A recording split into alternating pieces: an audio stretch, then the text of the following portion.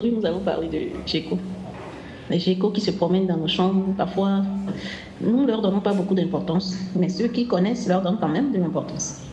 Aujourd'hui, nous allons voir un peu à quoi ils peuvent nous servir dans tout.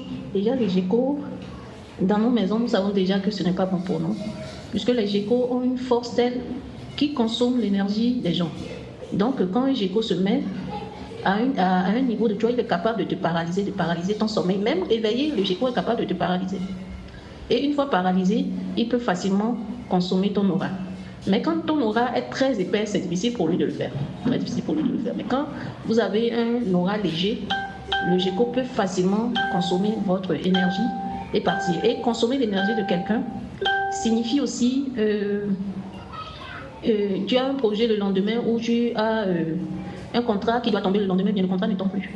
Parce que l'énergie dont tu avais besoin pour créer ce contrat, tu l'as pas. Parce que tout ce qui vient dans notre vie, nous la créons. Et nous avons besoin d'une énergie pour créer ça. Voilà, c'est souvent notre énergie sexuelle qui nous permet de créer ça. L'énergie de l'ajna nous permet de bien imaginer la chose, de bien élaborer la chose. Et l'énergie sexuelle nous permet de mettre ça dans la réalité, de créer ça.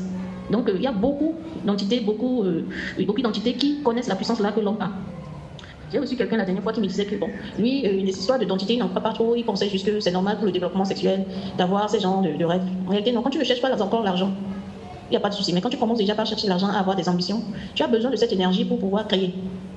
Voilà, donner vie à quelque chose. C'est l'énergie sexuelle qui donne vie aux choses.